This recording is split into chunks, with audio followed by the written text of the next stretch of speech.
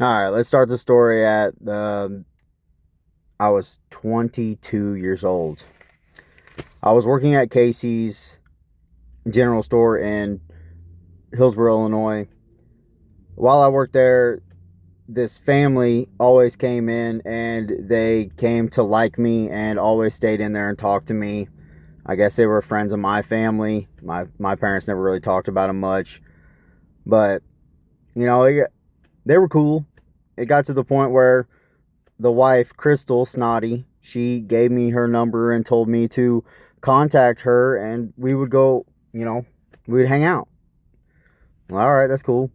So, I contact him and we start hanging out and I get treated better with this family than I did my family. So I took a liking to them. They did a lot of stuff for me. They bought me pretty much everything. They let me stay there. They took me down to Florida. That was the first time I had ever been on vacation. I was 22 years old. It just felt, I felt like I was actually wanted somewhere. It felt nice because my family neglected me. They didn't care about me. They didn't care what I did. And they, the reason why that they had me hang out with them is because that they wanted me to date their daughter. So they love bombed me, they manipulated me, and they talked me in saying that everything would be all right. I could trust them. It was false promises. I was very hesitant about it. They even took me to the health department to get condoms. Oh, it's going to happen. It's going to happen. And I didn't even really know it was going to happen. I just, it just didn't feel right to me because, the daughter was underage. So, they talked me into it. Even when I wanted to leave, sometimes when me and the daughter would fight, I they would talk me into, oh, just go fix it, just go fix it, and I'd be like, I don't want to go fix it. I just want to be done. I just want to be. I don't even like this situation. Like I just want to be done. Oh, it's fine. It's fine. Just go upstairs. It's fine. Um, and then the first time that we actually, laid down, they turned me in. They found out and they turned me in. Um, Sitting in county jail, my lawyer, the state's attorney, and the judge did not want to hear my side of the story. They told me that what I had done, you know, I broke the law, so I'm going to prison. Is pretty much what my lawyer said. Um, what else happened? Oh, they pretty much told me that the only way that this could go down is if I went to open plea. So they tricked me into taking an open plea. I was young. I didn't really know anything about the prison system or court system. So when I went to open plea, the judge asked the state's attorney what the max was, and he told him what the max was, and that's what they gave me. No hesitation, nothing. First felony, first real big crime, which, they didn't want to hear my side of the story, and they gave me 5.5 years. I did 3 years and 9 months. Oh. Me personally, it felt like a setup. It just didn't feel right because, where'd this family come from? They just came out of nowhere.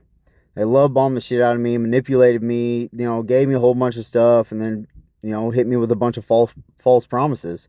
They even took me to get condoms. I mean, it felt like a setup, especially when the lawyer, the judge, and the state's attorney didn't want to hear my side of the story at all. They didn't hear one word. So fast forward until now. When I look back, I see if you go on Judici, you can look up a guy named Thomas Earl Isaacs. In the early 1990s, my Aunt Ethel Miller sued him, or he sued her, one of the two. But either way, I was wondering why my dad also sued the Thomas Earl Isaacs and my mom in the early 90s.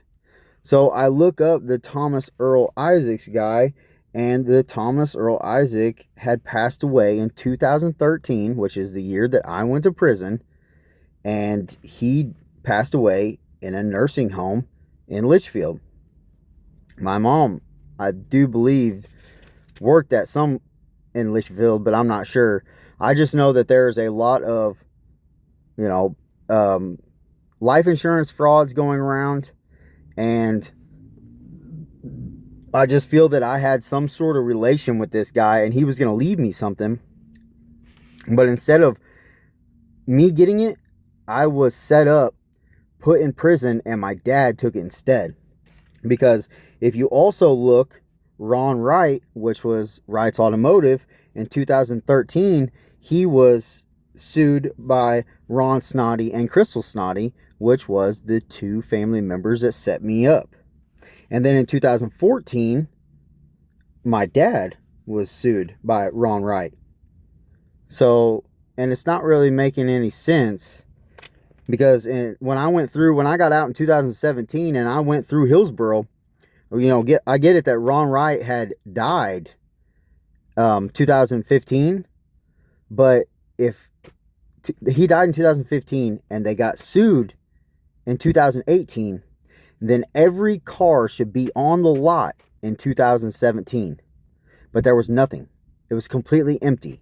And if you look on Judici, you'll find that 2018, that case was supposed to happen in Montgomery County, Illinois, and it doesn't. It's not on there.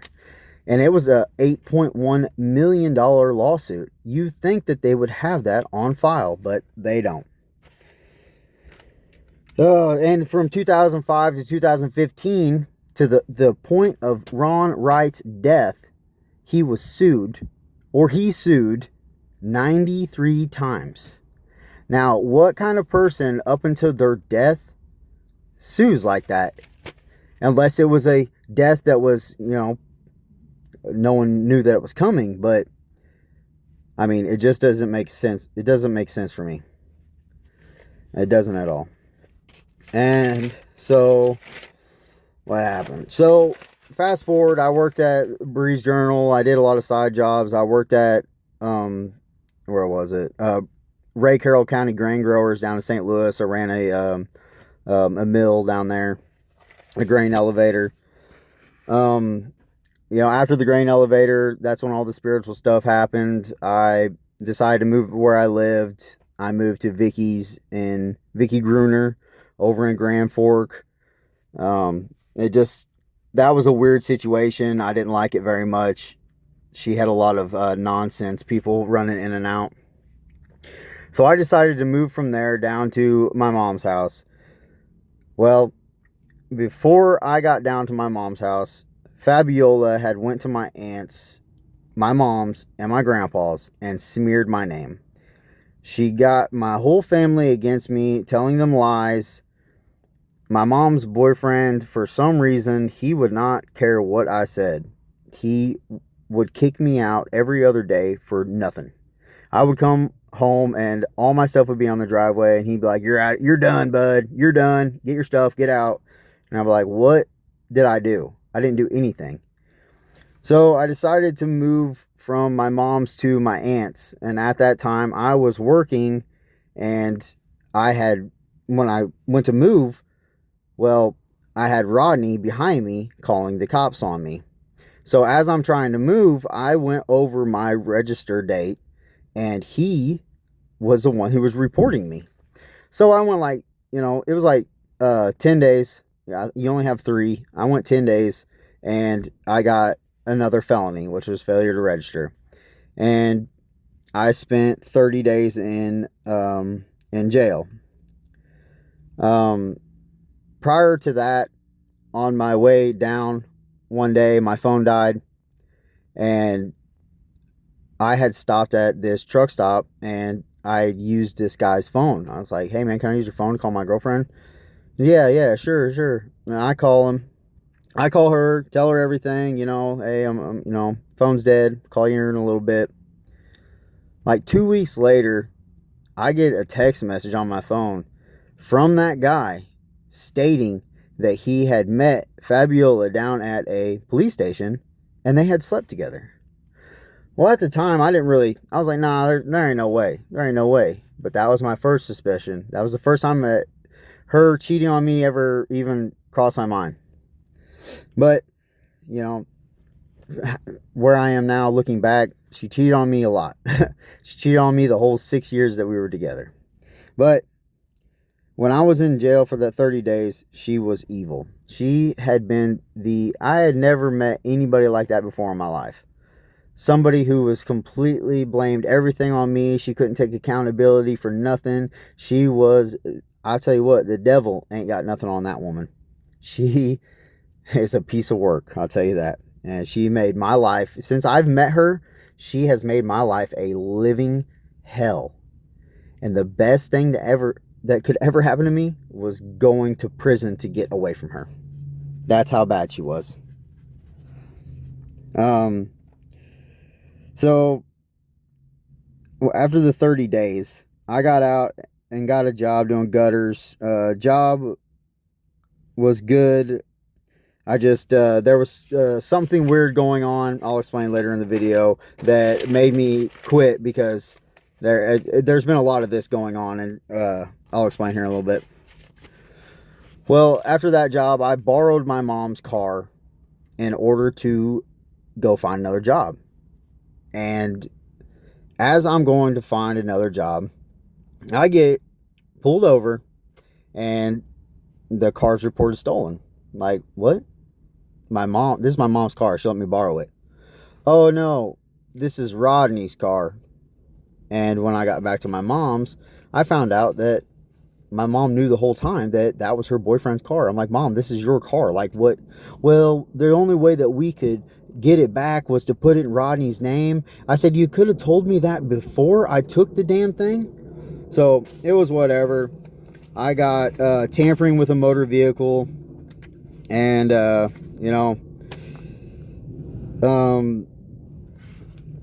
took the car again because I needed to find a job, and I didn't have no other way. So again, he calls the cops on me again. So I just get the car back to the house, park it, I get out, whatever. Well, it's a Saturday, and Fab wants to come down and see me.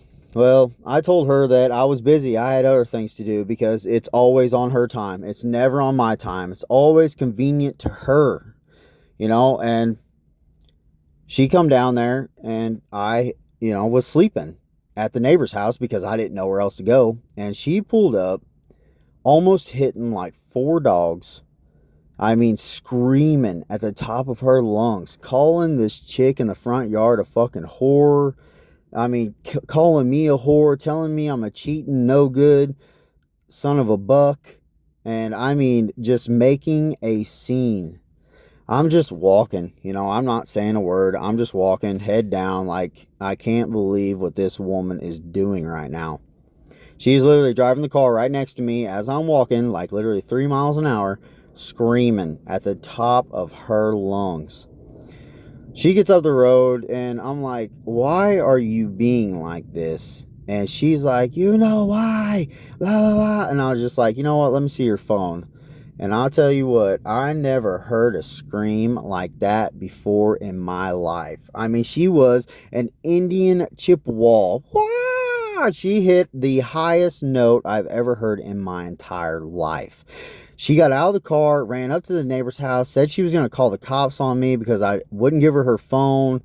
And I'm like, her phone's right here. The woman that came out of the house was even like, ma'am, are you okay? Because he's all the way over at your car and he's not doing anything. I mean, made her look like a complete idiot. Either way, her phone's back in her car. I just take off walking. I don't want to be around her when she's like that, so I just try to walk away. But she's the type that wants to get right up in your face and push you and shove you and scream in your face and just try and provoke you. And it gets old. It really does. So, we chill out the rest of the day. Not really chill, she's still on a rampage. The thing is she's a cheater, and she's a liar, and she's a manipulator. So whatever she says that you are, it's exactly what she is. And she hates that. So she's got to put hers out there on you to make herself look better. She had been cheating the whole time, but to find me cheating one time, she didn't. But she wanted to. And that's what it is. They wanted to find so much dirt on me, but they never could. Rodney, he wanted me out of the house so bad because he was doing something to my mother. And I know what it was. It was arsenic. He was poisoning my mom slowly every single day. His mom was bringing over, homemade food every day. My mom was on chemo. Out of nowhere, she was diagnosed with liver, lung, and bowel cancer at age 53. And I told her, I said, you need to get away from him. He's poisoning you. Something's got to be wrong, Mom. You shouldn't be dying at 53 years old. Come on. Well, she didn't listen. And, I still know to this day what happened. This whole crew is in a big old life insurance scam, is what it is. I've got a life insurance out on me right now. They're just waiting on me to go. I'm not stupid. But me and Fab decided to hang out on a Saturday. I still hadn't gotten this warrant resolved on the tampering with a motor vehicle.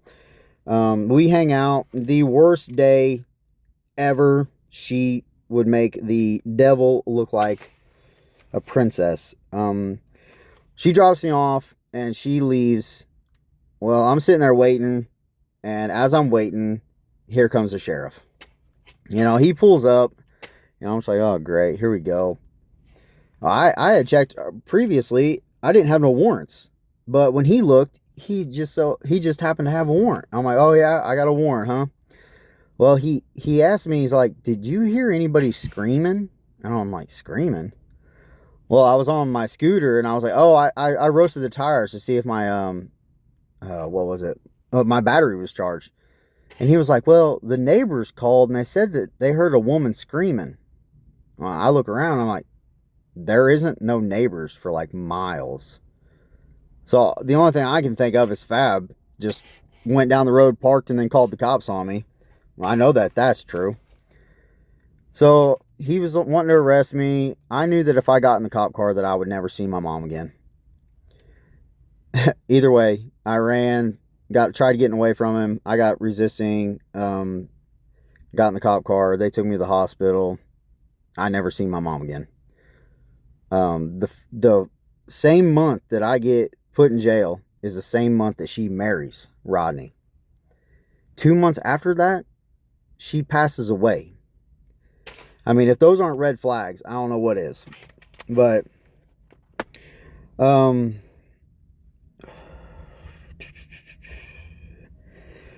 when my mom passed away, that was the only family that I had, because all the other family, they didn't really look out for me like my mom did.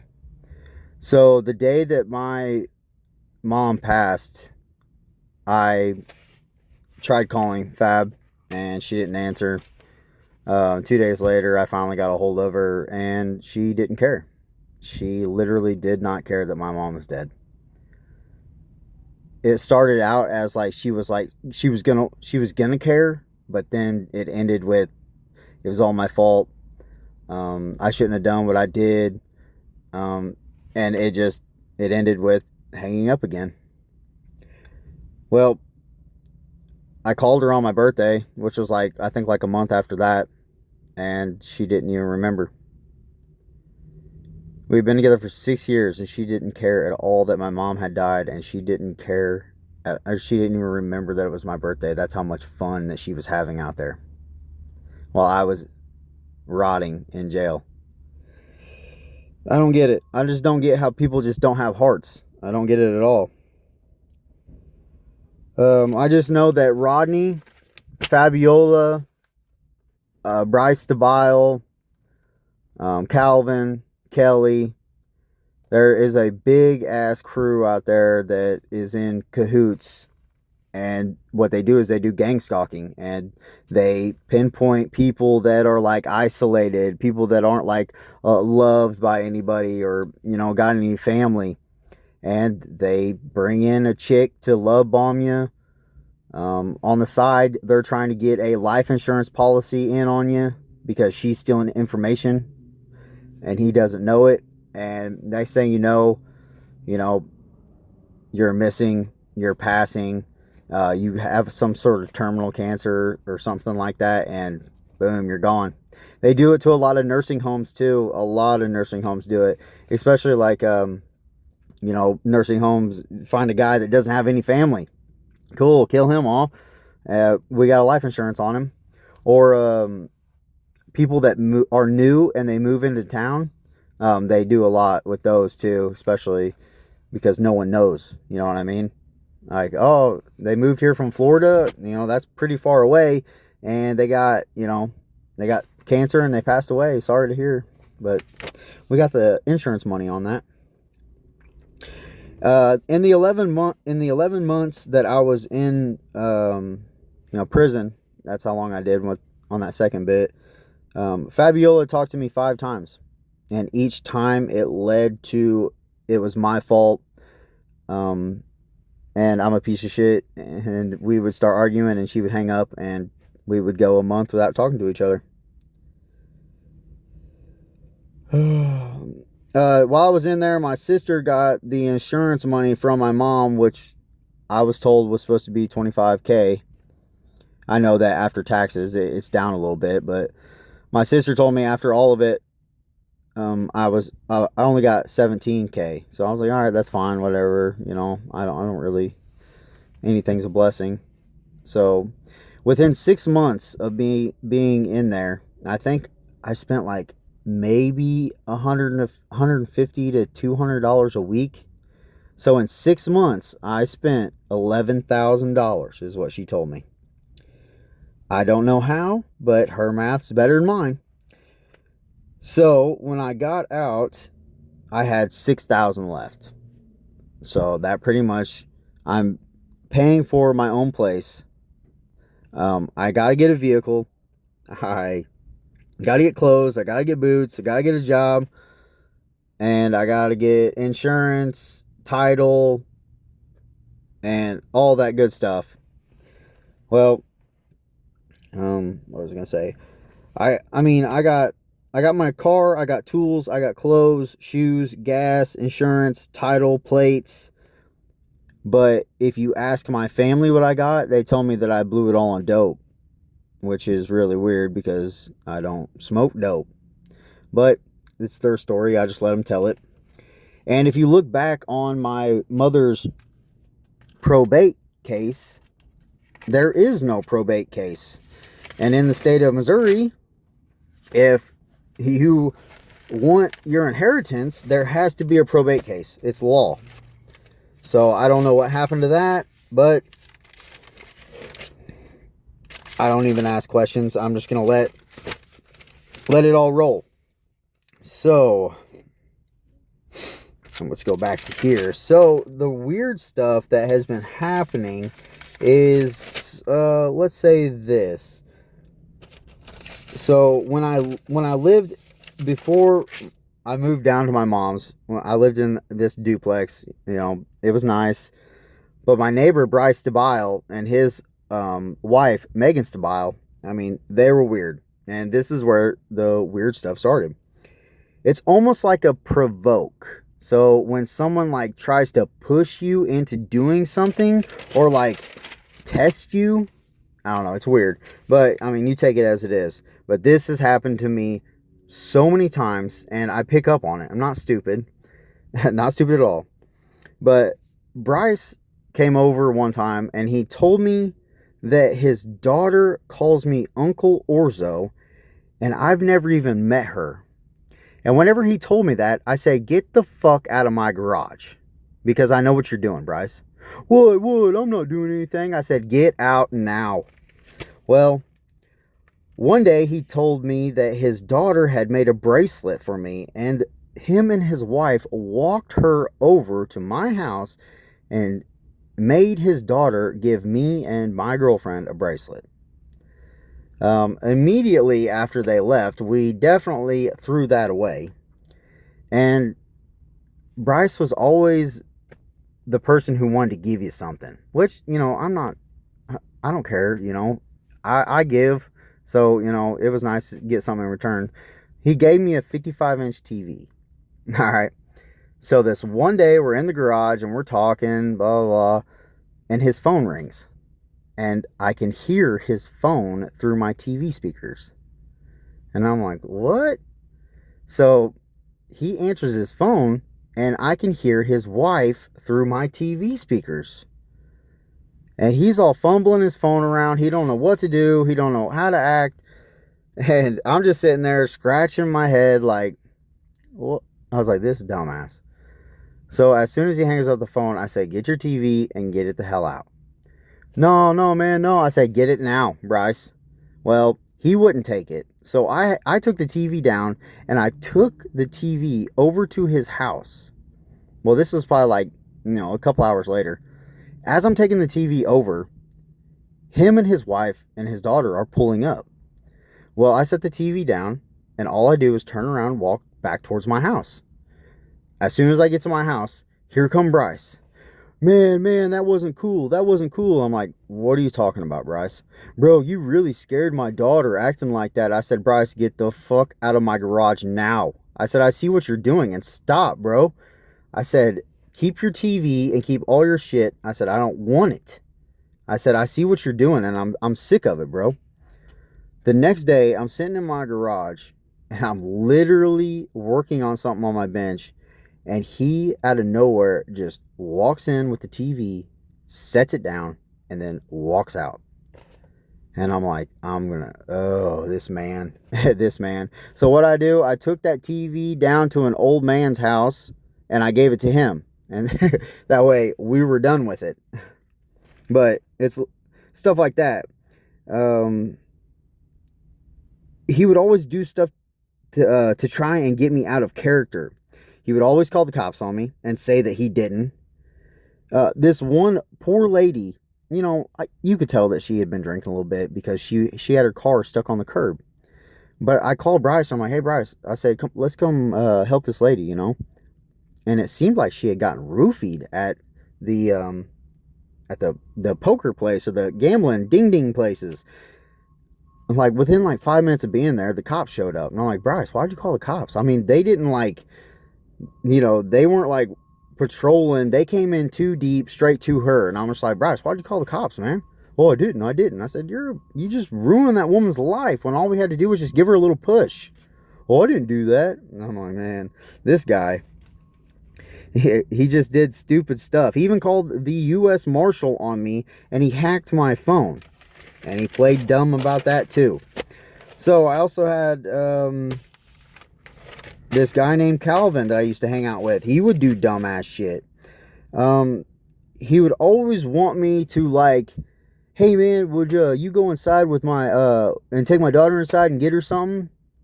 And I'm just like, what? And then he would always say something dumb like, yeah, don't fuck her though. And I'm just like, she's like 4 years old. No, Calvin, what is wrong with you people?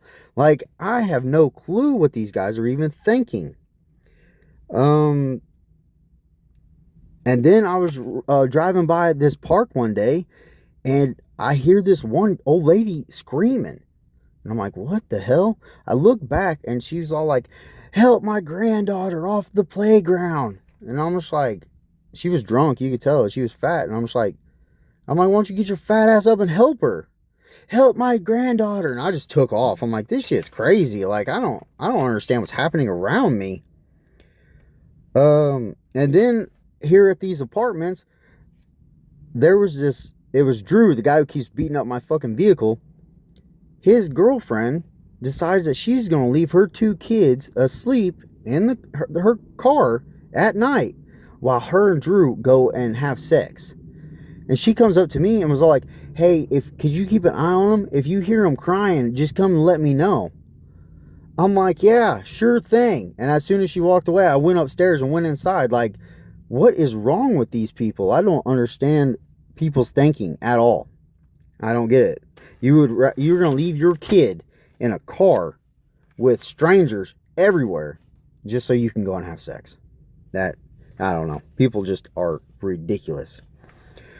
Then there was this guy at the apartment. He always talked about his 14-year-old daughter, saying when he'd be gone and she'd be home alone, and just shit I didn't want to hear. I had to tell him to get the hell out of my face, because every time that he came up to me, that's all he wanted to talk about. Well, that is not the type of person that I am.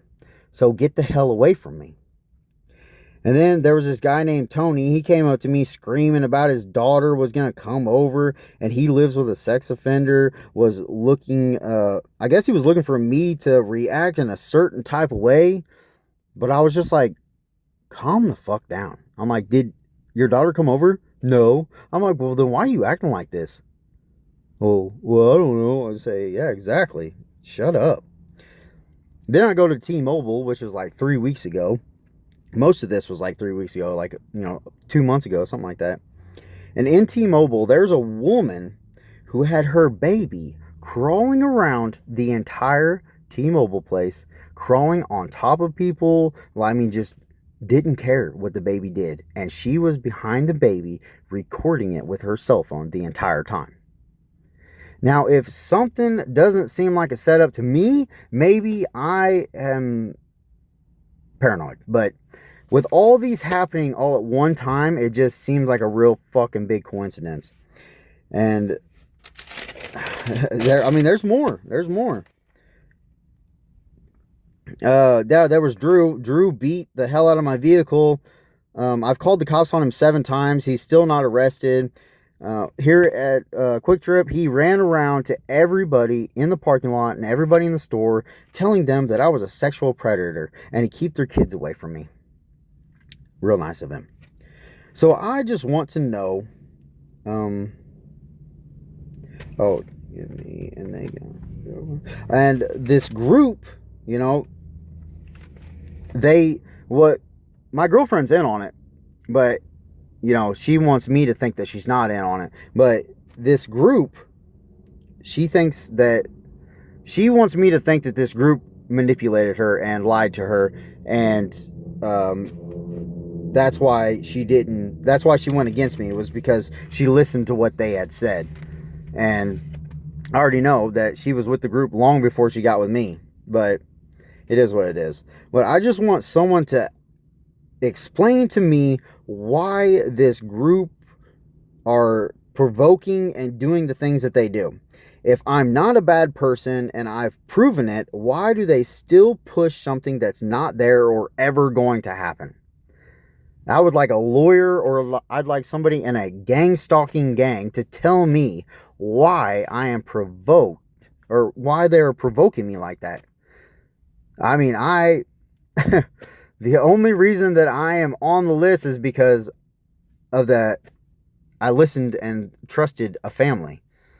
Not saying that I'm completely fucking innocent, but the thing is I'm not a completely disgusting sack of shit like the most of these people in the world. Evidently, I've got something riding on me. Evidently, there's some money being hid from me. There's some kind of trust fund, inheritance, a land, a house. There's something being held from me that they want to keep away from me. My dad has the same name as me. Whenever my grandpa died and he left me his land, my dad went and signed that. And my dad went and sold that as quick as he could. I still have to do some digging on that. But, in 2013, what was my relation to Isaac Thomas?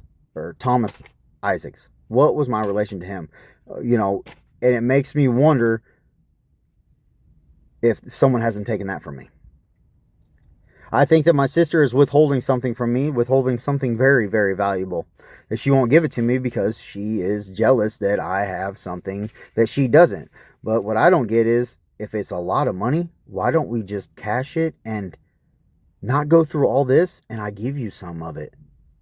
Because I love my family, but evidently my family doesn't love me. They think that I'm too gifted. They think that I've got so many things just going for me. But honestly, I've been through hell because of you guys. I have a hell of a story. And I'm hoping to make a comeback on this story. Because if I can prove that it was a setup, if I can prove that I was manipulated, if I can prove that my father paid those people to do that to me, I do believe that I will have a comeback that no one has ever seen before. I just need the right person to hear my story and want to help me. It's just so hard to even go to. I'm here in Kansas City, Missouri, and I still can't even walk up to a lawyer. They want $100 for just to talk to them, and half the time they're so fucking busy that they don't even want to listen to what you have to say. Like, I guarantee that I've got a case right here that will make headline news, that will probably make the world rich if I could get it, but I can't get nobody to fucking get on board. And I know that my story will be out there. This is like a Joe Dirt type story, you know what I mean? And I ain't even told but half of it. I ain't even told the whole thing yet. You know, I still got my childhood and still got, all the things that I went through. You know, my parents abusing me, neglecting me. I was made fun of in high school, or not high school. I was made fun of all through elementary and, middle school. I didn't really start getting popular until high school. I think that's when my parents started getting my checks, my SSIs or SSA, and they still are collecting those, and they haven't told me about those. Yeah. So, I mean, there's a lot of stuff that's being hid from me that, yeah, there's a lot of money here. There's a lot of money here. The what was it? The lawsuit, the fake lawsuit from Ford to Rights Automotive was $8.1 million. That's probably my money from Isaac Thomas, or Thomas Isaac. He probably left me a trust fund with that much in there. My grandpa left me 60 acres out in Hillsboro, Illinois.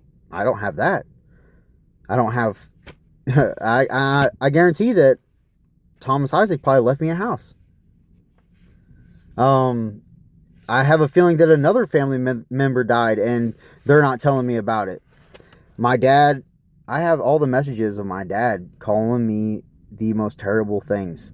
I've got the gang stalker that keeps on beating my truck, texting me terrible things. I got my sister telling me I'm delusional, I need mental health for asking one question. I got my nephew calling me delusional and I need mental health for asking one question. I did an extra 6 months in prison for something my dad did back in 2013. At the parole board, I got asked about an assault. I never had an assault. No, I don't remember that. They gave me 6 more months because of something my father did, and I got in trouble for it. I mean, I want my mom's death looked at. I want everything that's rightfully mine looked at. I want all my court dockets looked at. I mean, this is a hell of a case. I just hope that somebody interested finds it. I really do. Because I'm down to $35. I put in a few job applications today, but I'm down to $35. And I'll tell you what, I wish somebody would just make my day. I really do. Well, I'll add more to my story later on, but here's this for now.